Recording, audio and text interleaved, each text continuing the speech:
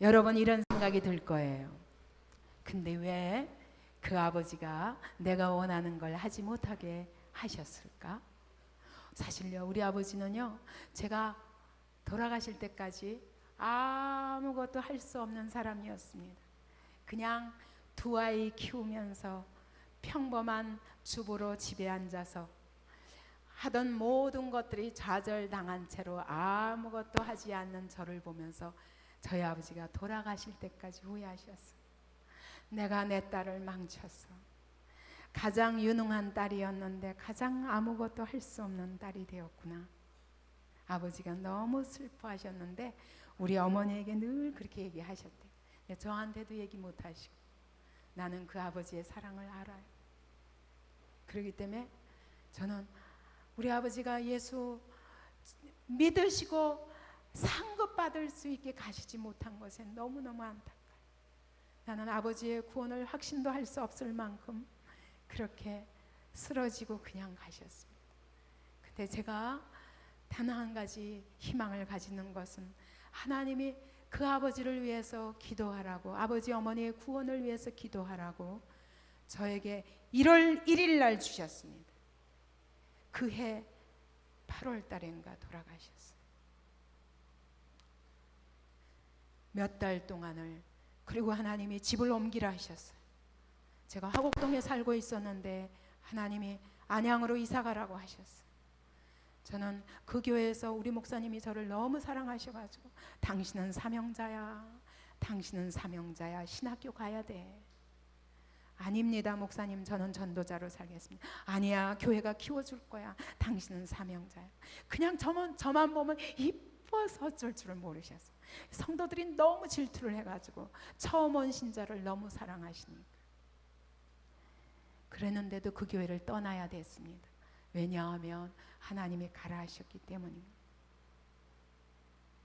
아버지의 어머니의 영혼 구원이 급하니까 가라는 겁니다. 아버지 곁으로 가라는 것입니다.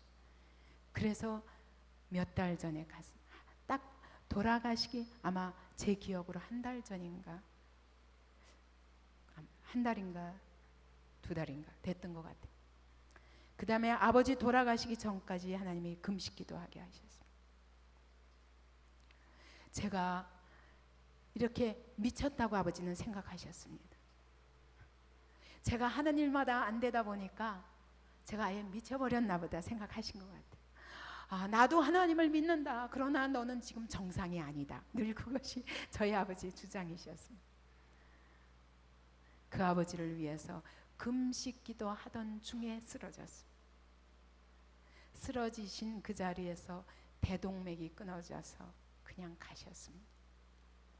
몸부림을 쳤습니다. 제가 하나님께. 하나님 아시잖아요. 나는 우리 아버지 속에 있는 사랑을 압니다. 우리 아버지는 자기 자식만 사랑할 수 없는 사람. 우리 아버지는 자기 아내만 사랑하는 분이 아니었어요. 그래서 과부도 데려다가 그들을 책임지시는 사랑의 아버지였어요. 자기 자식이 아닌 고아들을 데려다가 같이 살면서 그들을 공부시키고 결혼시키기까지, 내 자식은 못 먹더라도 그런 아버지셨어요. 자기 의를 위하여 얼마나 고생하셨는지 몰라요. 나는 아버지 속에, 그 아버지 가슴 속에 있는 슬픔을 압니다. 아무도 인정해주지 않아요. 아무도 그 사랑을 감사하지 않아요. 나는 그런 거 보면서 너무 화가 났습니다. 어려서부터 알코올 중독자 데려다가 살리겠다고, 마약 중독자 수용소에서도 못 사는 사람을 데려다 살리겠다고 죽을 때까지 돌보셨습니다.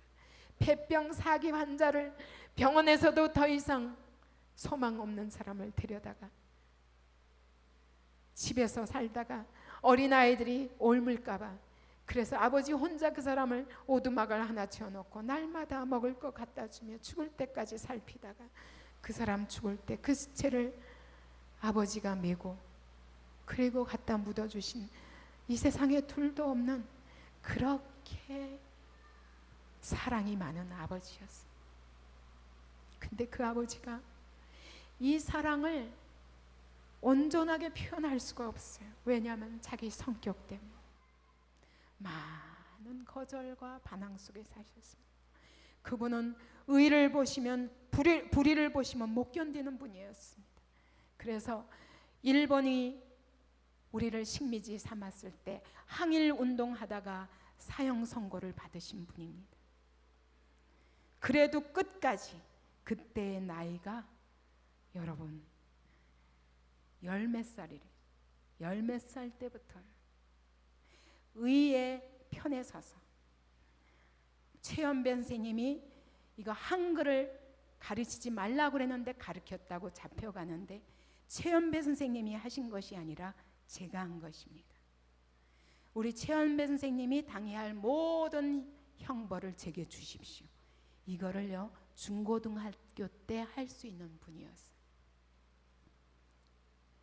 그분은요 공산주의가 이 땅에 왔을 때 절대로 용납할 수 없는 분이었어요. 의를 그토록 사랑하시는 분이었어요. 그래서 나라를 위해서 목숨을 바쳤습니다. 난 알아요. 우리 아버지 속에 있는 민족을 향한 사랑을 압니다. 오늘날 흔히 말하는 민족주의자 여러분 그거 아니에요. 그냥 우리 아버지는 이 민족을 그냥 사랑하시는 거예요. 돌아가실 때까지 반공운동을 하셨습니다. 제가 그렇기 때문에 탈북자들을 절대로 외면하면 안 됩니다. 그 우리 아버지의 사랑 때문에. 우리 아버지는 사랑의 범위가 굉장히 넓은 분이었어요. 그런데도 하나님의 다림줄에 따른 사랑이 아니었기 때문에 본인은 너무너무 피곤한 거였어요. 나는 지금도 잊을 수 없어요. 우리 아버지 돌아가신 다음에 얼굴을 봤습니다. 그 냉동실에서 시체를 꺼낼 때 얼굴만 보여줬습니다. 그때 제가 얼마나 울었는지 몰라요. 하나님 아버지 이 영혼을 주님 구원하실 줄 믿습니다. 왜냐하면 저를 그렇게 준비시키고 기도하신 분이 분명히 받으셨을 줄 믿습니다. 실제로 아버지 돌아가신 다음에 보니까 친구들마다 우리 딸에게 성경 구절 좀 해줘. 서예가들에게는 서예 성경 구절 좀 써줘. 조각가들에게는 큰 나무 현판에다가 성경 구절을 좀 써서 우리 딸한테 선물 좀 줘. 친구들마다 예술가들이 많았거든요. 전부 부탁하셨더라고요. 돌아가시고 나니까 너희 아버지가 나한테 이걸 부탁했단다 하고 저한테 다 주셨어요. 지금 생각하니까 너무 후회가 돼요. 좀 남겨뒀더라면 얼마나 좋았을까. 우리 안디옥교회에다가 했을 텐데 저는 그때만 해도 이게 너무 하나님의 사랑이 넘쳐서 교회에다 다 바쳤습니다. 다 바쳤습니다.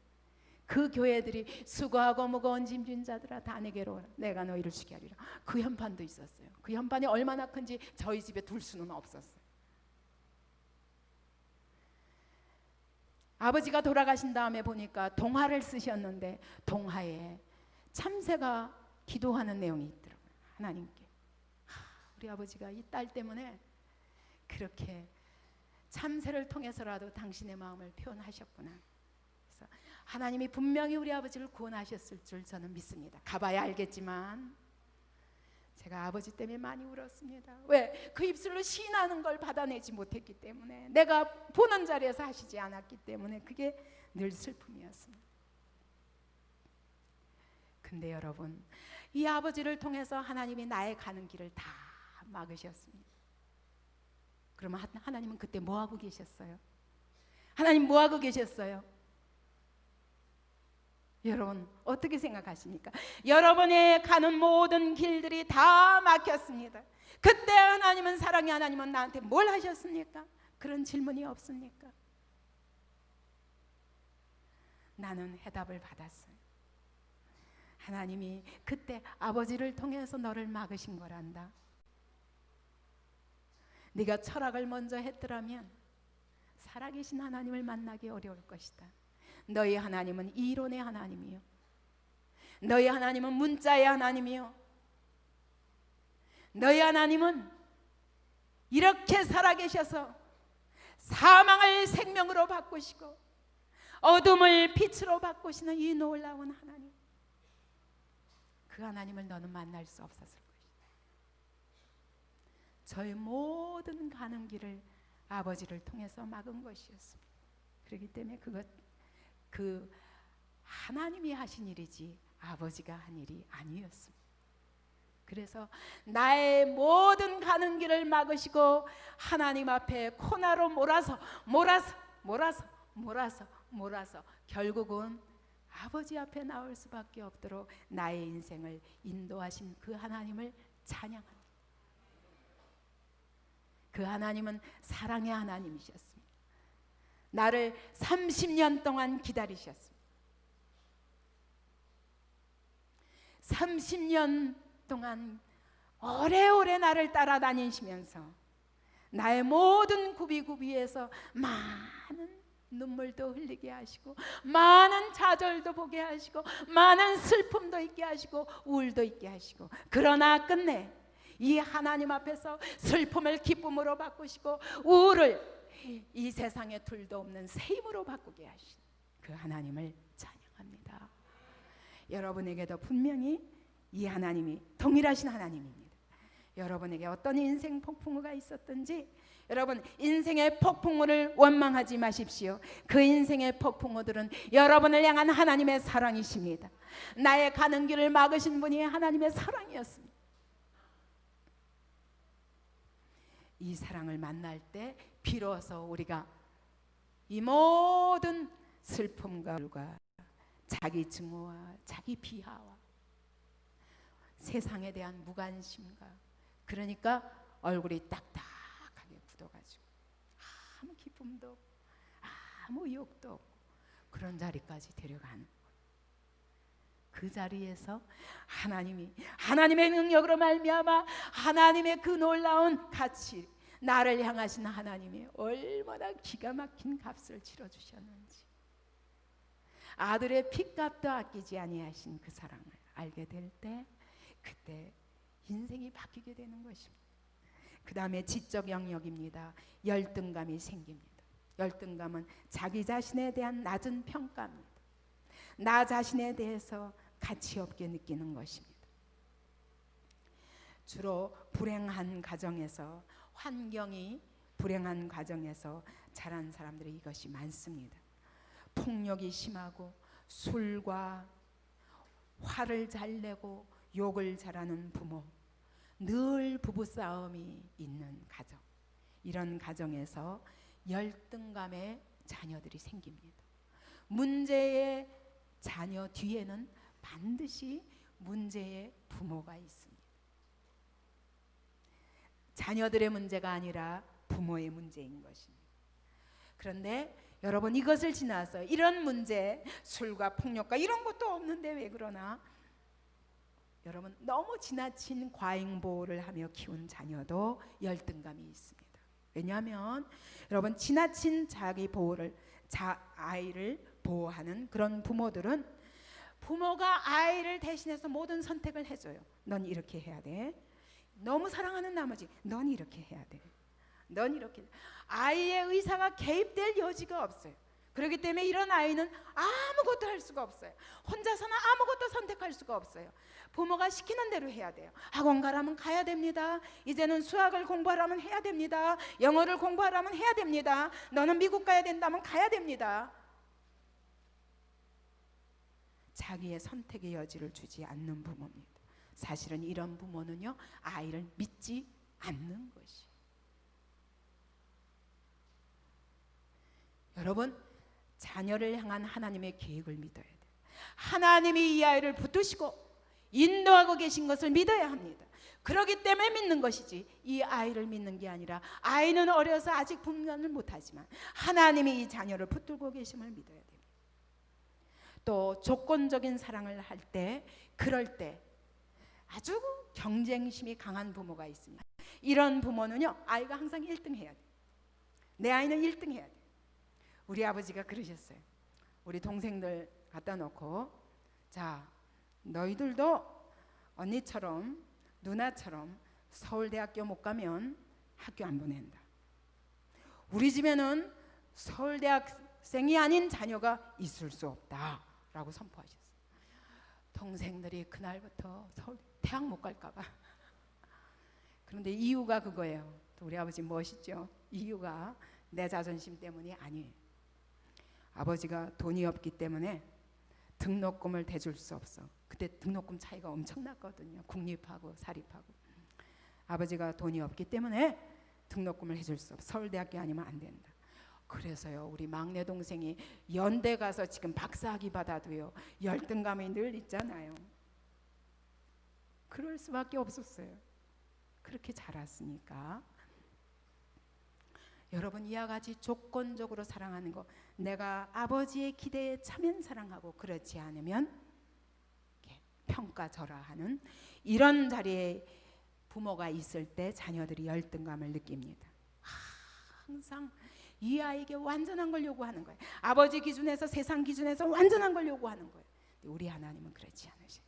우리 하나님은요, 못하는 거, 우리는요, 이 완전한 자녀가 더 온전하게 키우기 위해서 못하는 것만 보여. 너 이거 못하지? 그렇기 때문에 이번에는 이거 보충해야 돼. 너 요거 성적이 모자라지. 그러니까 이번에는 요거 보충해야 돼. 그래가면서 아이의 선택의 여지와 상관없이 부모가 아이를 완전하게 능력을 가진 사람을 키우려고 합니다. 여러분, 거기서 인생이 성공하는 게 아니에요. 거기서 인생이 성공하는 것이 아니에요. 어떻게 해야 인생을 성공하냐? 하나님의 사랑을 무한하게 받고 그 사랑 안에서 자기 정체감, 나를 사랑할 수 있는 사람, 나를 사랑하기 때문에 나처럼 또 다른 사람을 사랑할 수 있는 사람으로 만드는 것이, 그래서 자기 인생의 목표를 하나님을 사랑하고 이 많은 사람들을, 세상 사람들을 사랑할 수 있는, 품을 수 있는 사람으로 만들 때 그 사람이 가장 힘있게 쓰이는 사람이에요. 링컨 대통령 보세요.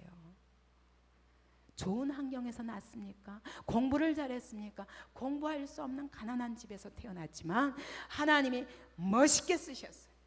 미국 대통령 중에 최고로 존경하는 대통령이 누구냐? 그러면 아직까지도 링컨 대통령이랍니다. 왜요? 그는 자기 몸 하나 던져서 자기와 상관없는 흑인들을 살리기 위해서, 이것은 하나님의 뜻에 맞지 않기 때문에 노예란 있을 수 없다. 어떻게 인간이 인간의 주인이 되느냐? 모든 인간은 하나님의 형상대로 지음받았기 때문에 가장 존귀한 존재다. 그것이 얼굴색이 까맣든 노랗든 하얗든 이 나라든 저 나라든 하나님은 한 사람 한 사람을 하나님의 형상대로 가장 가치 있는 존재로 지으셨다. 근데 어떻게 인간이 또 다른 인간을 노예 삼을 수 있느냐? 이 한 가지에 자기의 일평생을 걸었습니다. 이런 사람이 위대한 사람.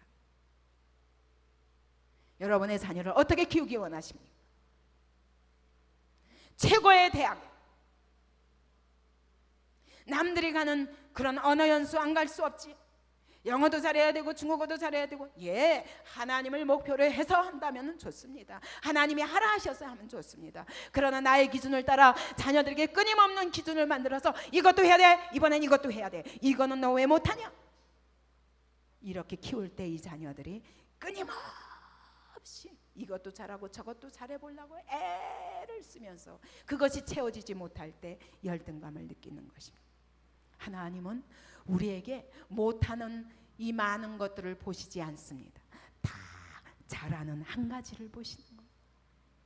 한 사람이 적어도 잘하는 한 가지가 있다고. 하나님이 그 잘하는 한 가지를 통해서 영광 받으시기 원하시는 거예요. 저는요, 아무것도 못합니다. 뭐 하고 싶은 건 많아요. 그래서 이것도 해보고 저것도 해보고 안 해본 게 없어요. 근데 잘하는 건 하나도 없어요. 근데 누구도 대신할 수 없는, 가만히 보니까 그렇더라고요. 하나님이 왜 저를 쓰시나 보니까 누구도 대신할 수 없는 한 가지가 있더라고요. 그게 뭐냐면 불쌍한 사람을 보면 못 견디는,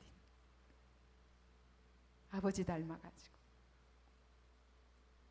불쌍한 사람을 보면 내 가슴이 한번 동하면 끝까지 도와주지 않고는 견딜 수 없어요. 하나님이 그 한 가지 때문에 저를 부르신 줄 믿습니다. 그 때문에 오늘도 지나가다가 하나님이 저 사람을 나에게 붙여주셨다, 하나님이 어떤 마음으로 저 영혼을 보시는가가 제 가슴에 딱 꽂히면 끝납니다. 살릴 때까지 그를 위해 기도하고 섬겨야 되는. 그래서 하나님이 오늘도 방황하고 어디 가도 해결 안 되는 사람들은 하나님 제게, 우리 안디옥 교회에게 보내실 수밖에 없는. 그 사람의 아픔이 내 가슴에 딱 느껴지고 나면 그 다음에는 모든 힘을 다해서 그 사람을 살리는 그런 일을 맡기신 것입니다. 이 한 가지 때문에 하나님이 이렇게 능력 없고 육체도 연약하고 많은 허물이 있지만 하나님이 또 연단하시고 또 연단하셔서, 여러분, 저 홍콩에서부터, 저 일본에서부터, 저 어디서부터든 세상 땅끝 많은 영혼들을 붙이시는 것입니다. 이 열등감은 절대적인 오해입니다. 여러분, 우리가 자녀를 키울 때 부모와 자녀 사이를 우리는 예수님과 마리아 사이에서 봐야 됩니다. 예수님이 마리아에게 했어요. 여자여 보소서, 아들이니이다. 감히 어머니에게, 물론 그때는 하나님의 아들로서 말씀하십니다. 여러분, 우리가 적어도요, 부모의 권위에 순종하고 부모를 공경해야 되지만 때에 따라서 부모가 하나님의 다림줄에서 빗나갈 적에는 저는 아버지의 아들이기 전에, 어머니의 딸이기 전에 저는 하나님의 자녀입니다 선포할 수 있어야 됩니다. 예수님이 12살 때 성전에 가서 거기서 말씀을 공부하고 있는 틈에 껴서 앉아서 들었습니다. 서기관들과 바리새인들이 말씀을 가르치는 데서 회당에서 들었습니다. 그때 어머니가 막 찾아다녔습니다. 가야 되는데 지금 뭐야? 어디 갔어 얘가? 그래가지고 막 찾아다니다가 성전에 갔더니 아니 거기서 앉아서 쭉 앉아 12살짜리가 말씀을 듣고 있는 거예요. 그때 왜 여기 있느냐? 그때 뭐라 그러셨어요 예수님이? 내가 내 아버지 집에 있어야 될 줄을 알지 못하셨나이까? 여러분, 우리가 하나님의 자녀로서 하나님의 다림줄을 따라야 할 적에는 부모에 대해서도 그렇게 말할 수 있을 만큼 하나님의 사랑에 붙들려야 합니다. 연태와 형제님, 정신 차리세요. 그 하나님의 사랑에 붙들리시기 바랍니다. 또 불안이 있습니다. 안정되지 못한 거. 요즘요 아이들 보면요 이 펜 하나 들고도 그냥 안 있습니다. 저는 흉내도 못 내요. 계속 이거 빨리빨리 돌리는데 저는 이거 도무지 어떻게 해서 그렇게 돌리는지 알 수가 없더라고요.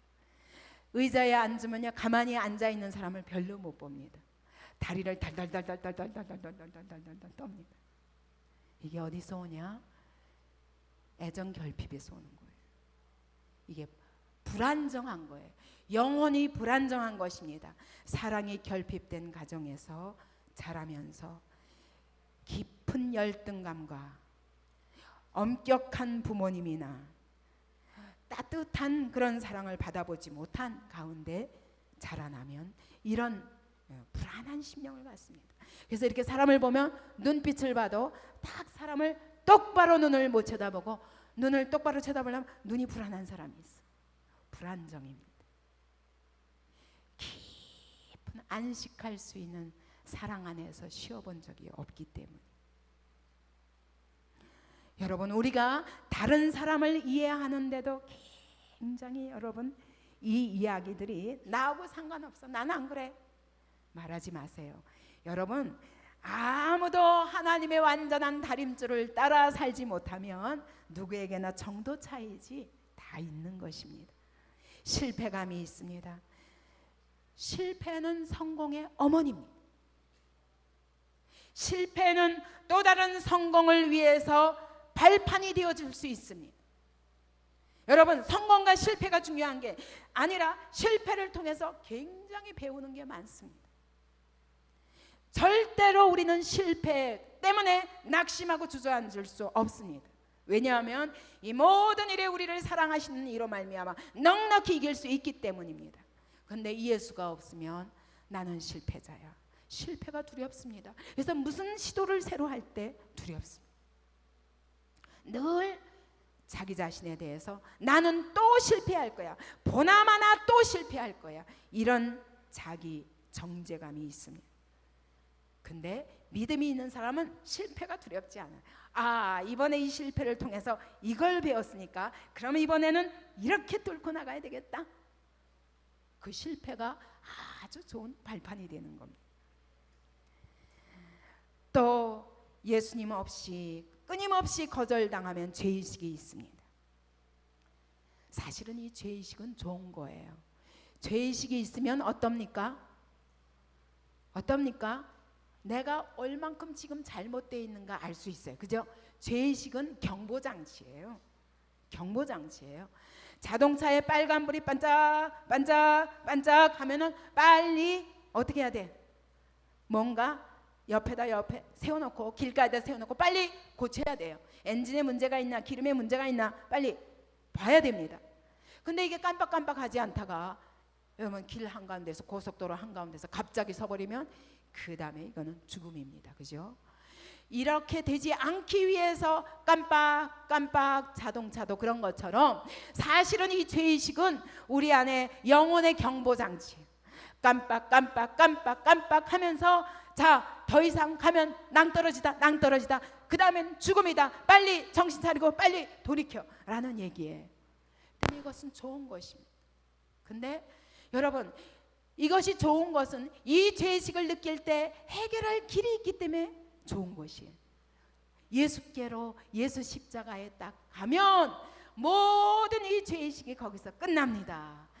이 죄를 대신해서 십자가에 못 박혀서 죽으신 그 하나님의 사랑 안에서 쉬게 되는 것입니다. 근데 예수가 없으면 어때요? 계속 죄의식이 나를 괴롭힙니다. 그래서 결국은 깊은 우울증에 떨어지는 거예요.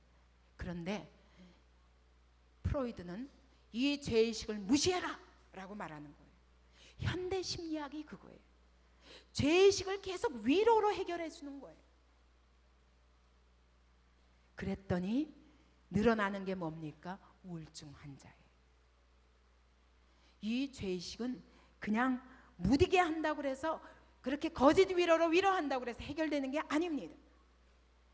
이것이 예수의 십자가 앞에서 해결될 때 아마 가룟 유다가 그런 것 같아요.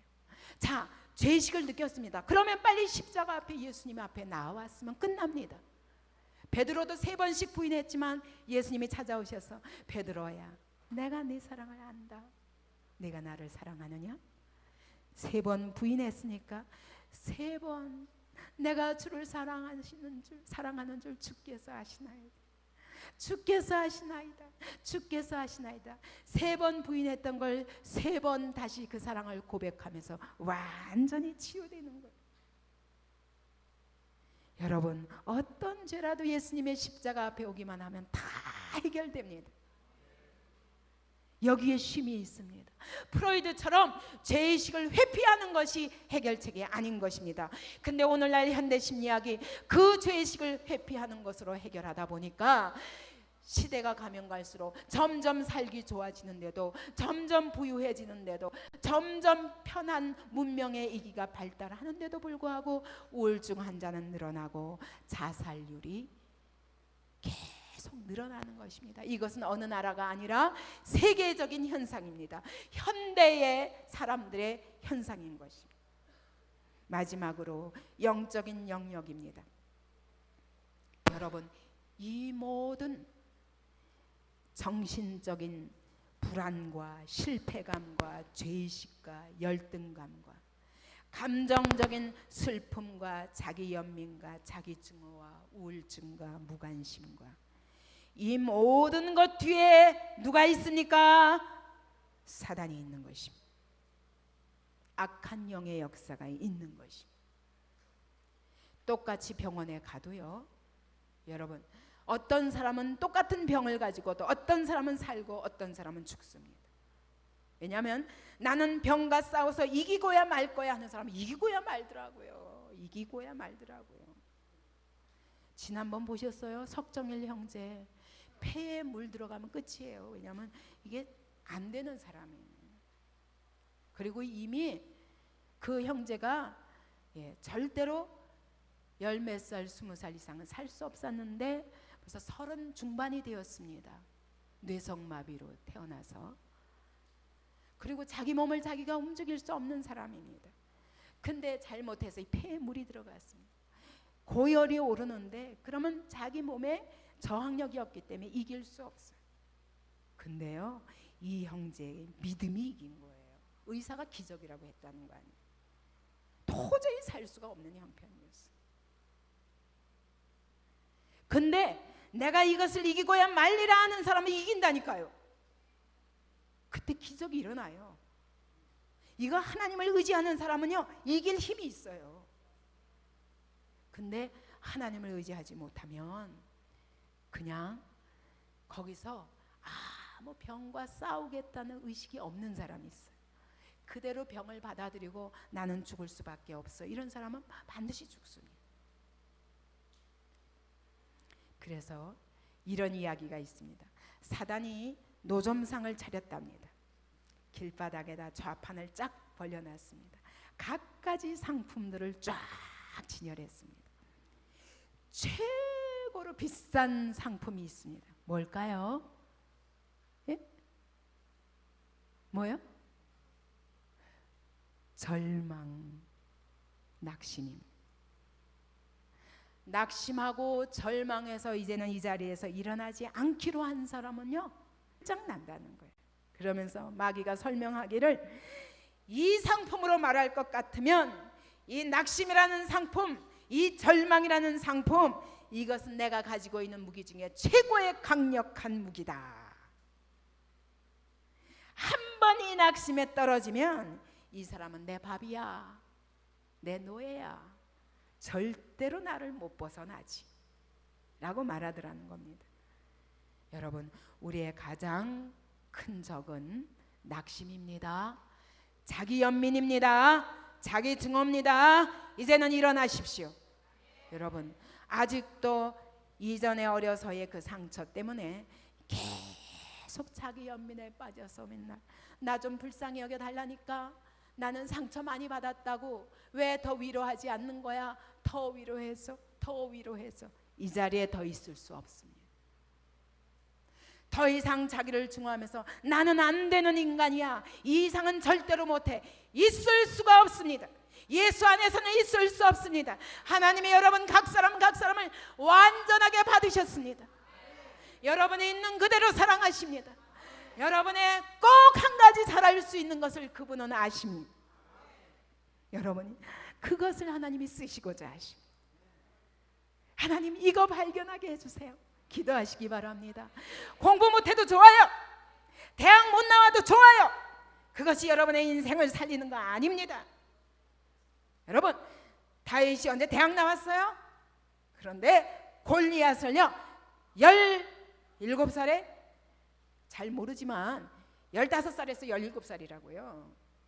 그때 이스라엘의 온 군대가, 사울왕이, 그 교만한 사울왕이 갑옷을 철렁철렁 하는 갑옷을 입고도 당하지 못하고 덜덜덜덜 떤 골리앗을 다윗은 10몇 살 때 돌 하나 가지고, 돌멩이 5돌멩이 가지고 물맷돌을 돌리면서 내가 당하겠다, 갑옷을 주니까 다 필요 없다는 거예요. 마찬가지입니다. 여러분, 어떤 갑옷을 입는다고 세상에서 성공하는 줄 아십니까? 아닙니다. 돈 많아야, 돈 많은 집에서 태어나야 자녀가 성공하는 줄 압니까? 아닙니다. 여러분, 오히려 돈이 자녀를 망칠 수 있습니다. 많은 위기 속에서도 믿음으로 말미암아 승리하는 사람을 만드는 것이 우리의 목표입니다. 우리는 그들에게 믿음을 줘야 됩니다. 하나님이 너를 사랑하신다, 이 세상에 둘도 비교할 사람이 없어요. 나하고 비교할 사람이 없어요. 형제끼리도 비교하지 마십시오. 어떤 자녀는 공부 잘하고 어떤 자녀는 공부 못할 수 있습니다. 그러나 여러분, 공부 잘하는 것이, 그것이 성공의 길이 아니에요. 하나님이 중심을 보십니다. 그 중심을 사랑하시고 그를 붙잡으실 때 하나님이 놀랍게 영광스럽게 절대로 비교할 수 없습니다.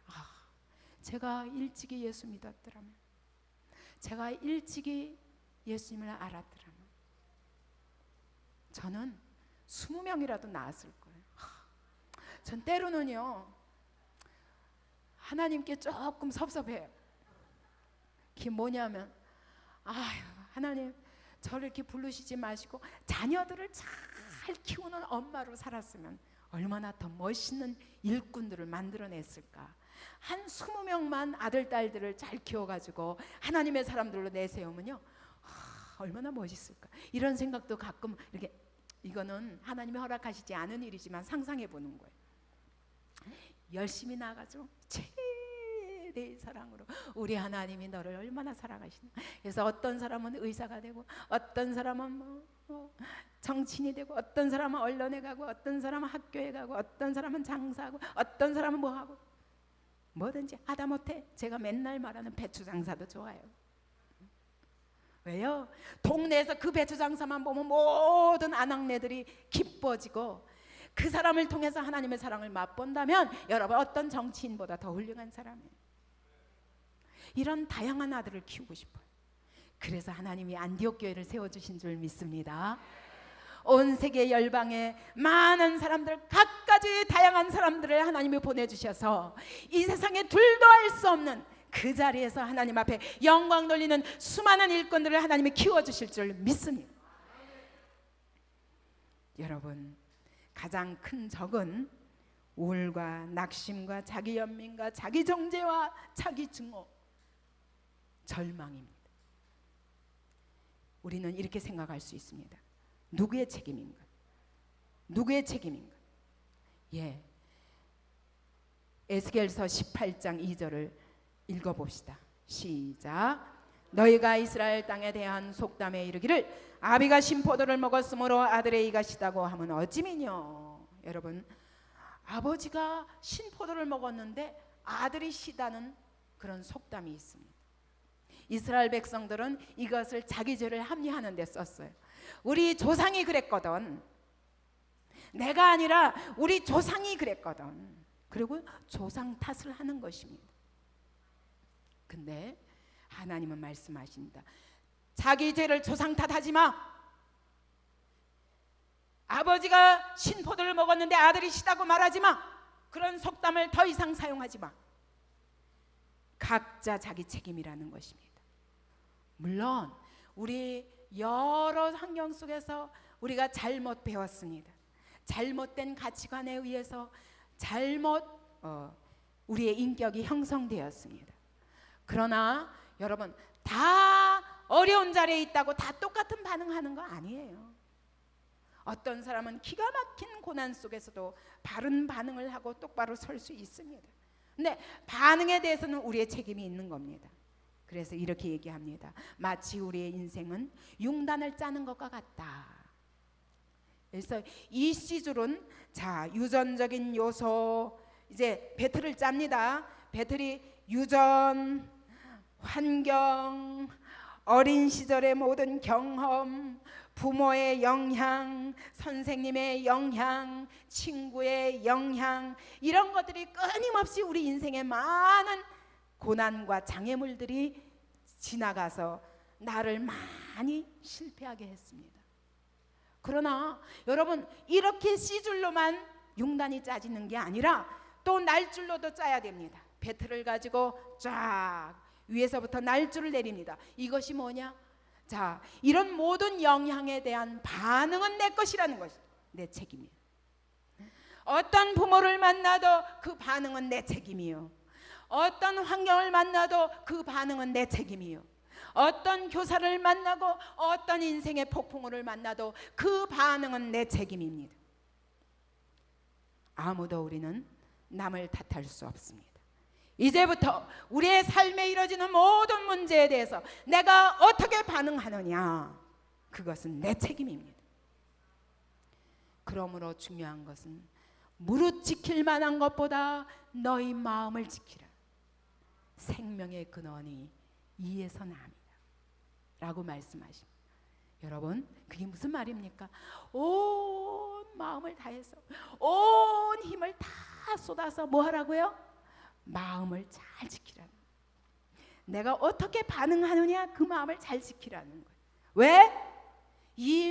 내가 어떻게 반응하느냐에 따라서 생명이 되기도 하고 사망이 되기도 한다는 것입니다. 여러분, 우리 주님은 거절의 극치에 있던 모든 사람들을 용납하셨습니다. 간음하다가 어떤 여인이 현장에서 들켰습니다. 성경에서는 간음하다 현장에서 잡히면 돌로 쳐 죽이라 했습니다. 그래서 많은 바리새인들이 와서 이 여자를 가운데다 두고 돌려 쳐서 다 죽이려고 돌을 던지는데 우리 주님이 잠깐 멈추게 하셨습니다. 너희 중에 죄 없는 자가 있거든 이 여자를 돌로 치라.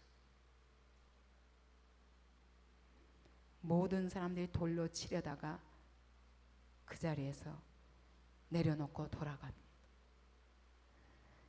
그리고 그분은 글씨를 써서 했습니다. 아마 여기다가 요 맨 앞에 있는 사람부터 돌아가면서 그 사람들의 죄를 다 쓰셨는지도 모르겠어요. 안 그러면 이렇게 돌로 치다가 갑자기 다 돌로 내려놓고 다 도망갔어요. 그때 예수님이 말씀하십니다. 여인아, 너를 돌로 치는 자가 없더냐? 그들이 다 어디 갔느냐? 나도 너를 정죄치 아니하노니 가서 다시는 죄를 범치 말라. 최악의 상황에서 죽을 수밖에 없는 여인에게 주님이 마땅히 책망하시고 버려도 되는 그 여인에게 나도 너를 정죄치 아니하니 가서 다시는 죄를 범치 말라. 38년 된 병자가 베데스다 목가에 들어가기만 하면은 나을 수 있어요.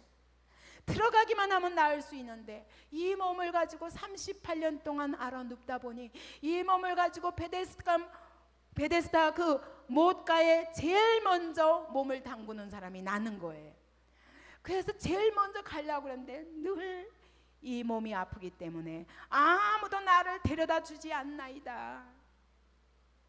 내가 가고 싶어도 가다 보면 벌써 누군가 먼저 갔습니다.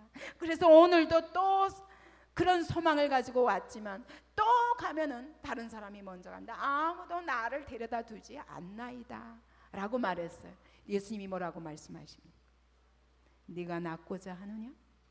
네가 정말 낫고자 하느냐? 다른 사람이 너를 갖다 줄 필요가 없다는 겁니다. 네가 낫고자 하느냐? 지금 이 자리에서 너는 예수님으로 말미암아 나을 수 있다는 것입니다. 여러분, 낫고자 하십니까? 여러분, 정말 거룩한 성품을 이루기를 원하십니까? 하나님이 기뻐하시는 그런 아름다운 성품으로 날마다 변화되어 나를 사랑할 뿐 아니라 하나님을 사랑할 뿐 아니라 다른 사람들도 나처럼 사랑할 수 있는, 내 몸처럼 사랑할 수 있는 사람으로 살기를 원하십니까? 주님이 이 시간 남 핑계 대지 마십시오. 주님이 이 시간 고쳐주실 수 있습니다. 3번씩 부인한 베드로라도 그가 얼마나 부끄럽겠습니까? 하필이면 저주하고 욕을 하고 있는데 예수님이 딱 쳐다보셨어요. 그 눈길을 맞았을 때, 그 예수님의 눈길과 딱 마주쳤을 때 이 베드로가 얼마나 괴로웠겠습니까? 베드로가 그 예수님의 눈길을 잊을 수 없었을 것 같아요.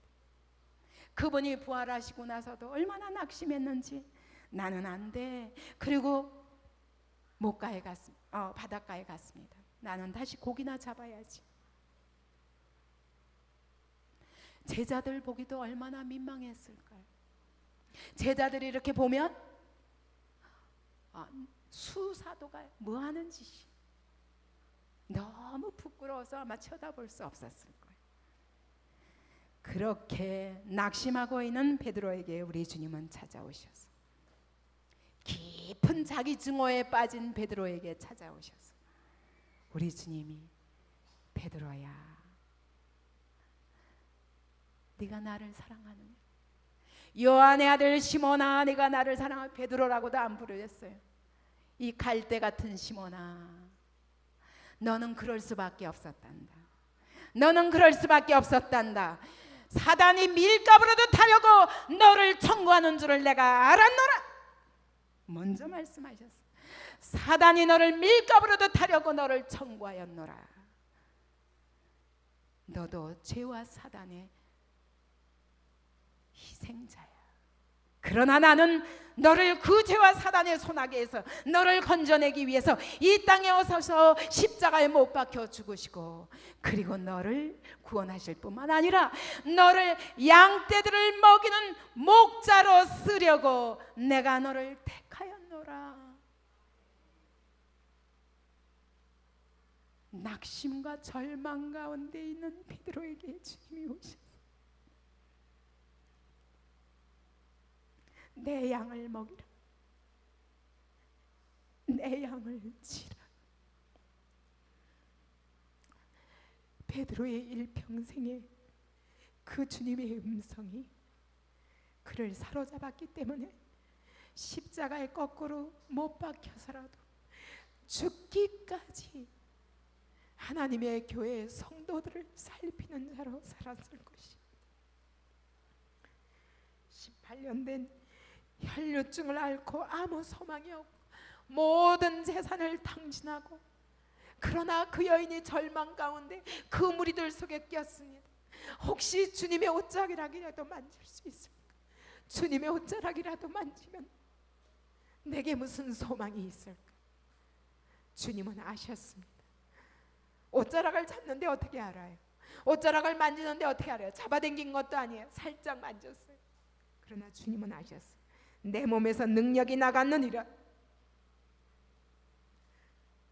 여러분, 심지어 우리 주님은 거라사 광인까지도 버리지 않으셨습니다. 여러분, 성경에 보면 거라사 광인처럼 비참한 사람이 어디 있어요? 그는 무덤가에서 미친 사람이 되어서 동네에서 더 이상 그 사람을 용납할 수 없었어요. 아무도 제어할 수 없어요. 쇠고랑을 채워가지고 묶어놓으면 그 쇠고랑도 끊어버릴 만큼 마귀의 세력이 강하게 그를 붙잡고 자기를 해하는 겁니다. 쇠고랑을 깨트리고 그 돌로 자기 몸을 상하면서 자기 증오에 빠져서 저주하며 귀신 들려서 난리를 치고 소리를 지르는 그 영혼을 바라보시고 주님은 12제자와 함께 배 타고 가십니다. 그 거라사 지방에 갈 이유가 없었습니다. 그 한 영혼 때문에, 그 한 영혼 때문에 거라사 광인이 무덤가에서 죽어가고 있는 그 영혼 하나를 보시고 그 자리에 찾아가셨습니다. 그 사람이 그날 주님을 만나고 멀쩡한 정신으로 앉았습니다. 여러분, 우리 주님은 이와 같이 한 영혼도 버리지 않으십니다. 한 영혼도 버리지 않으십니다. 여러분, 한 사람 한 사람을 천하보다 귀히 사랑하십니다. 우리의 마지막 순간까지 아버지 앞에 영광 돌리며 쓰임받기를 원하십니다. 여러분이 가지고 있는 그 한 가지, 그 한 가지를 통해서 하나님 영광 받으시고자 여러분을 지으셨습니다. 그 하나님의 사랑 앞에, 여러분, 그 사랑 앞에서 쉬십시다. 그 주님의 사랑 앞에서 나 자신을 다시 발견하는 이 시간이 되기를 원합니다. 나를 향한 절대적인 사랑을 믿으시기 바랍니다. 우리 하나님은 비교하지 않습니다. 비교하지 않습니다. 쟤는 왜 더 키가 작아? 왜 쟤는 저렇게 가르쳐줘도 맨날 모르지? 쟤는 왜 저렇게 맨날 저러는 거야? 우리 주님은 비교하지 않으십니다. 거라사 광인까지 같이 절대 절망에 있는 사람이라도 찾아가셔서 그를 건져내시고 온전한 사람으로 만드시고 돼지 2,000마리와 바꾸셨습니다. 돼지 2,000마리와 바닷속에 다 몰살할지언정 이 영혼 하나를 건져내시는 것입니다. 때로는 여러분, 우리의 재산을 다 뺏어가서라도 내 영혼 하나를 건지시고자 하시는 것이 주님의 사랑입니다. 여러분, 실패하셨습니까? 그 실패가 여러분을 향한 하나님의 사랑입니다. 그거 뺏어가시지 않으면 여러분이 살아계신 하나님을 만나지 못하기 때문입니다. 이 하나님의 사랑을 만날 수 없기 때문입니다. 우리 주님은 아들의 핏값까지 치르시면서 여러분 한 사람 한 사람을 건져내셨습니다. 그 사랑 안에서 쉬십시다. 그 사랑 안에서 쉬십시다.